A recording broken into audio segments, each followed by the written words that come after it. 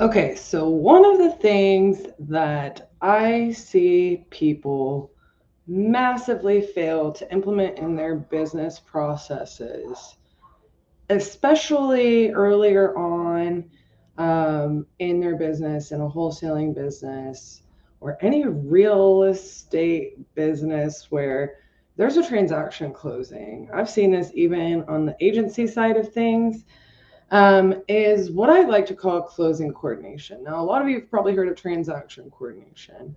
Um, you may or may not realize that oftentimes transaction coordinators are simply coordinating paperwork, making sure all signatures are in place, etc. That being said, they're coordinating a lot with title companies through email, making sure all those little pieces are in place. The reason I call this closing coordination, and I always have, is because it is a game changer for us. It was a game changer when we started to realize that it was in our power to make sure that all parties were correctly coordinated as a deal transpired. It was about so much more than paperwork, and it was about making sure that everybody was prepped to close. They're doing their preparation work, and a lot of people will open with title and expect them to do all of this coordination and be massively feeling, end up with upset sellers, upset buyers, upset title agents, that in reality, you're the one who is the overseer of the health of that transaction and coordinating that transaction to get to the finish line, to get to the closing table. So I began calling it closing coordination at that point. And what I really want to show you is I just put together a comprehensive checklist that you can use throughout your transaction in order to make sure all of these checkpoints are happening within every single one of your closing from contract to the closing table. So I'll go ahead and add this to the stage.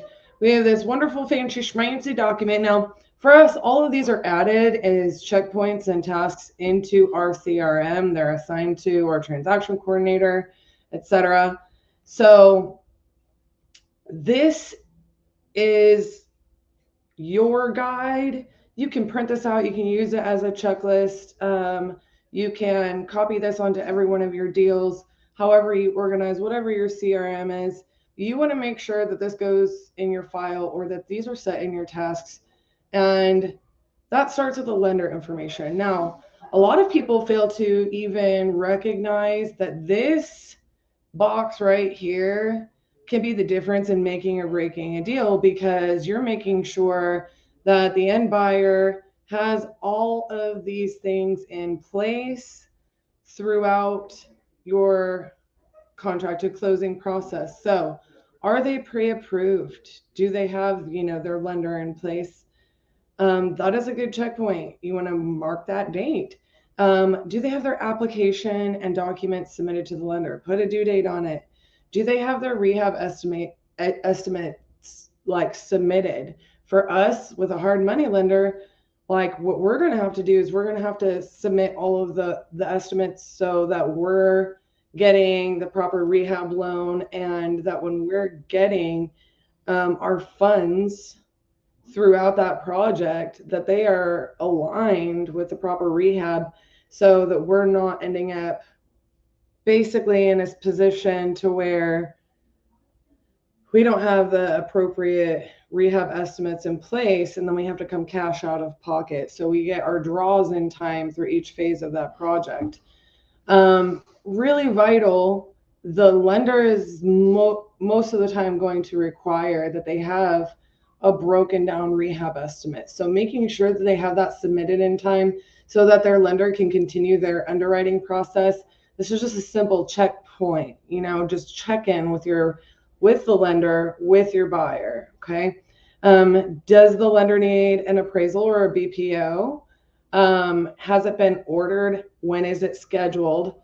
Are the numbers approved for underwriting? That means that you want to make sure that their lender has everything that they need, they're qualified, the property's qualified, and that they have everything and are submitting it to their underwriting department so that they can get documents ready, get with title, have everything that they need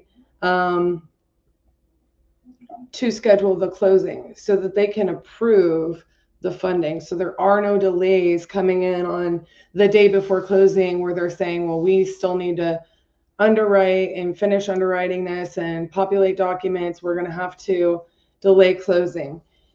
The thing with this is there will still be times where closing may get delayed, but the sooner you tell them, is the sooner you tell the seller, especially, the sooner you coordinate that with title, all parties are on the same page, the better. So for example, if you're scheduled to close on Friday and title is not going to have docs in time, they're not going to have releases in time, you being on point with that and saying, okay, let's make sure that we have that discussion with the seller.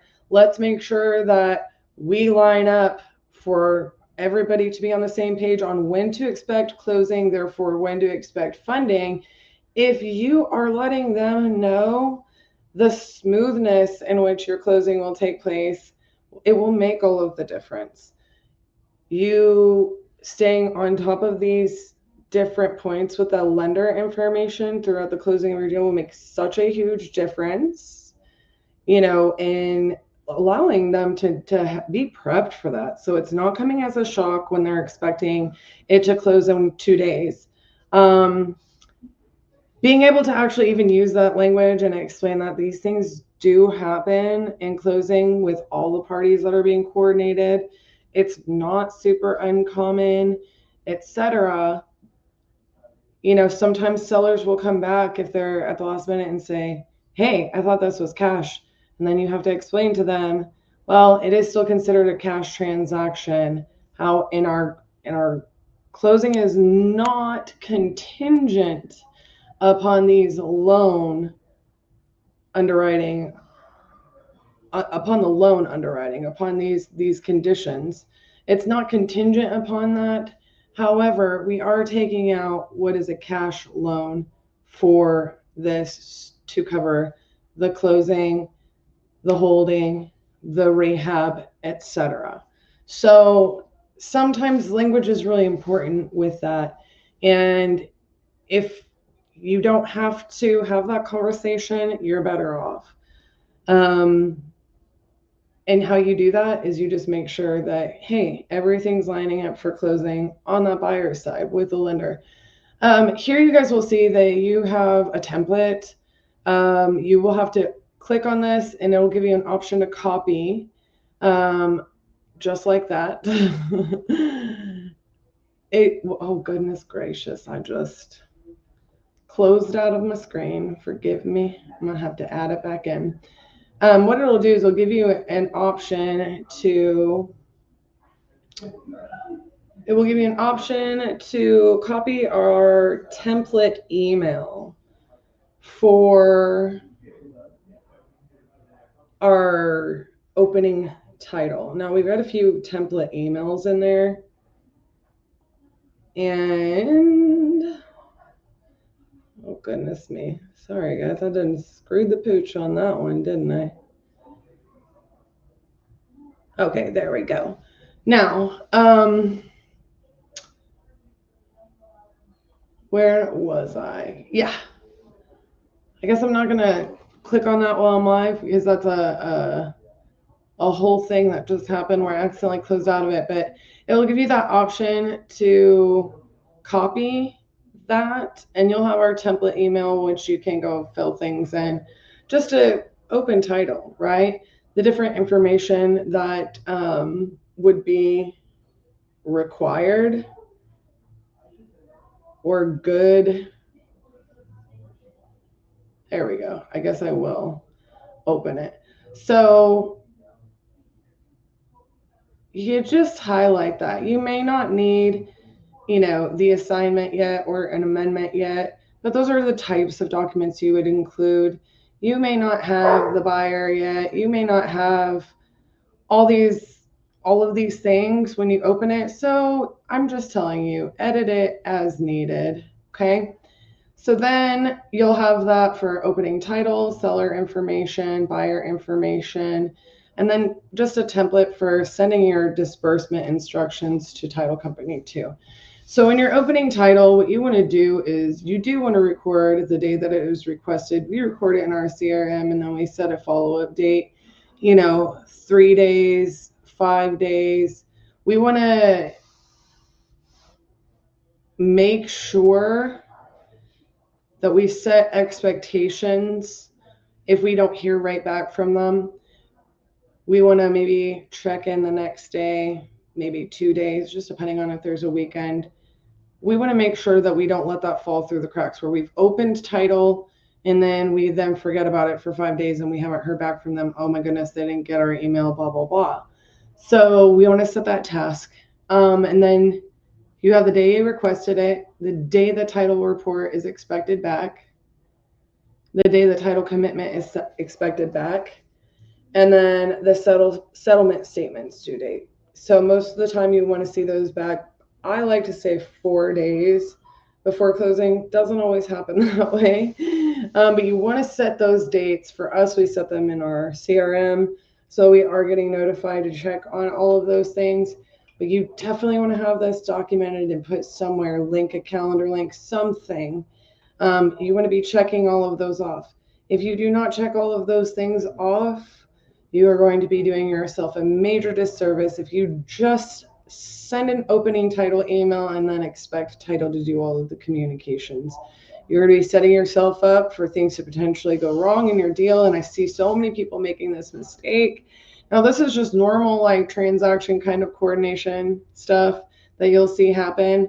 But what is not necessarily something that takes place in a lot of people's businesses, and what are game changers for us in all of this process? It is, yes, checking on that lender information, making sure you're also treating this title communication just like that. So you want to have an email directly to title. You want to have one with the seller CC'd in title, and you want to have one with the buyer CC'd in title.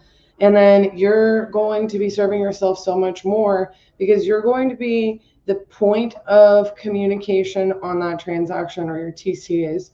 You're going to be the point of communication on that transaction and make sure that you are up to date and you're able to get ahead of any delays in closings, problems that are going to need to be solved along the way, etc. It's vitally important that you guys coordinate the transaction well.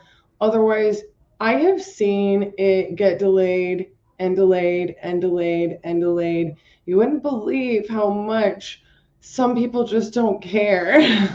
And then all of a sudden you have an upset seller and you lose a transaction because you weren't just coordinating with things. You weren't just keeping in point. You can't just turn it over to title once you assign and then hands off until closing day and expect a wire transfer to hit. It's just not a recipe for success, I would say. So with the seller side, the things that you want to make sure to at least checkpoint throughout the deal is an effective date of the contract with the seller. I do think this is vitally important.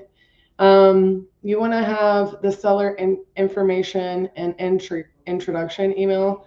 We're going to try this again. If you make a copy just like this, guys, I kind of want to have this on the video anyways.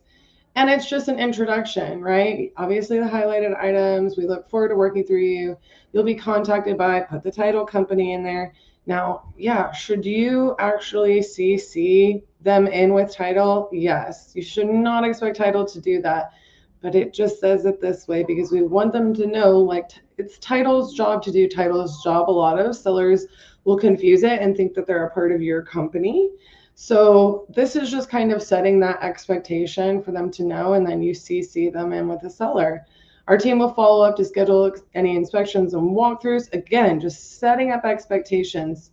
You're going to hear from us on a weekly basis to update you about where your closing is at, right?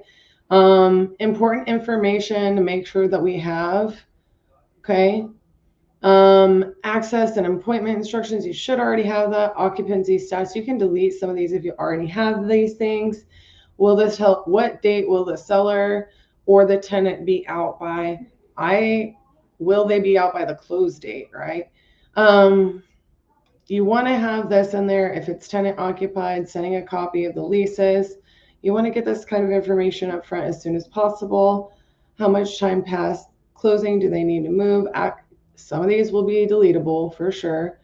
Access information, inspection availability, HOA info. Do we have mortgage payoff notes and liens that we need to get over to title? How many keys will be exchanged at closing?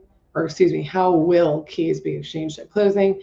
Will the seller be closing at title or with a mobile notary? And boom, that's pretty much it. It's fairly straightforward, but what it does is, again, it sets a good precedence with the sellers. You're doing this as professionals. It's really important to establish that we need to know those things. And then sometimes we just say, if you want to, you can just send that all over to title. We delete the ones we know we already have. It's no big deal. But this is a good copy for you guys to have because you need to put this in your process. So you want to make sure that if a seller's disclosure is due, that you schedule that. You can change this over to something else if you want. You can delete it. For the most part, you're not going to have a seller's disclosure in you're not going to have the seller's disclosure in a wholesale transaction. So what that might be is, that might turn into something else or be deleted. What day do you have earnest money scheduled to be delivered at title so you can protect your contract? The date your inspection period expires. Do you need a new survey? This is one that people always forget and ends up delaying closing. If you have HOA docs, or sometimes that's another thing with title that ends up, you want the seller to be getting these kinds of pieces of information over to you as soon as possible, because sometimes they have to go hunt them down. They don't have them. These things need to be ordered. You don't want that to end up delaying and them not be informed that it could be delayed. Just walk them through the process. Date of any contingencies, financing, or otherwise is due, which just means that if you have a financing contingency, etc., that you just understand when that effective date is due. The effective date of the contract with the buyer, again, you're going to have a buyer information template there. Looks real similar. And blah, blah, blah, blah, blah. It's very similar to the seller one. Your name, title company, important information, who is signing. Do you have your applicable docs for buyer's information over to title?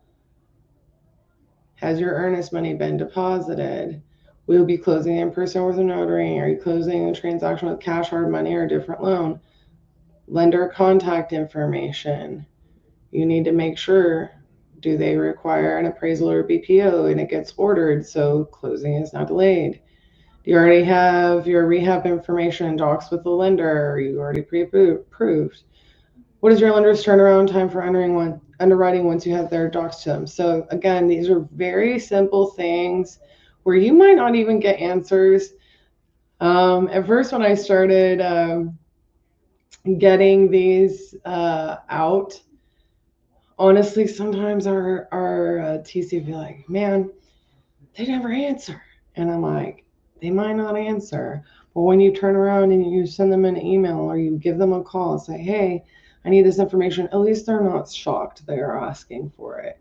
You're just going to say, hey, I'm trying to make sure that this closing goes smoothly and I get everything over to title. I've CC'd you in with title, etc. So the other thing that you're wanting to look for, the date their approval expires. This could be for different reasons, but most of the time our wholesale contracts don't have that on it. And then the date that they have a final walkthrough scheduled, that's really important as well. Other things that you might put in your system that don't exist on closing coordination would be other specific walkthroughs, but that's not necessarily on here as a part of closing coordination. Your buyer should be asking for those if it's an occupied property, and you would be putting them naturally in your system. So the final closing, these ones are so clutch. So clutch. I can't tell you how many times a title company has, not reached out to seller or buyer, period, to schedule the closing with them until the closing date. And it's just like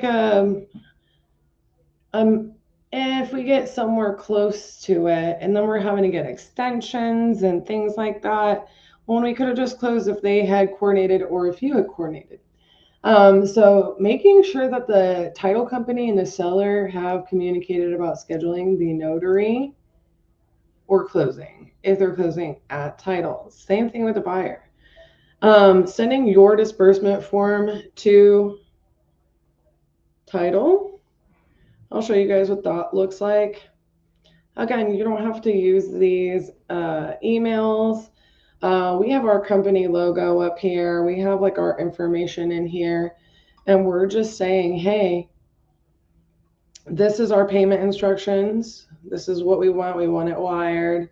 We put the amount because we have seen these things get closed or these things get done incorrectly even when they are correct on the HUDs, on the closing statements. It's wild. So this is just something that we send to title every time, disbursement instructions. So making sure that those are done. Reviewing the settlement statements, very important.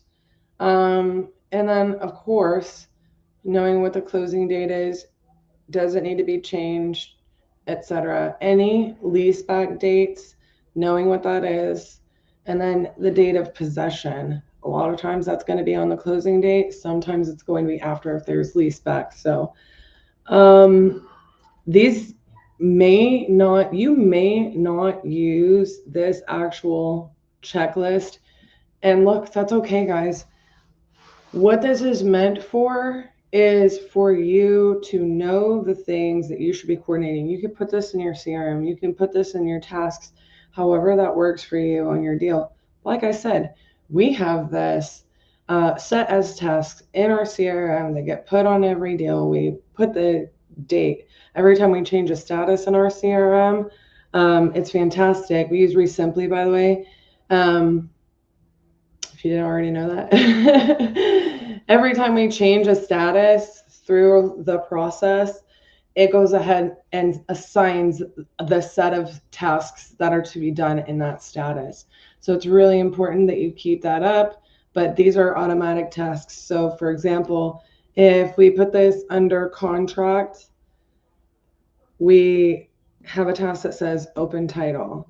Once we open title, then 3 days later, we have a task that says check to make sure they received it, and then you're adding the date you're expecting the title commitment back, so on and so forth. So it's really nice to have these in a system, but if you don't have that kind of beefy bells and whistles type of CRM going for you yet, let me tell you, you're going to want to have this checklist in that file. However you're processing your deals, you're going to want to make sure that, I don't know, you put this on your calendar, however you're operating your task system, and making sure that you are coordinating these things to be happening, that you're not just one of those people that says, here's the paperwork, dumps it at title, and expects everything to magically fall into place. You want to be in control of your deal. the health of your deal, making sure all parties are on the same page. This will get you more deals to the closing table, I can assure you. Without coordinating that transaction, you will have deals fall apart. You will have pissed off parties left and right, and you're not going to know what's going on. And 9 times out of 10, you could have solved it before it even occurred just by being on top of this. So that is my comprehensive closing coordination checklist.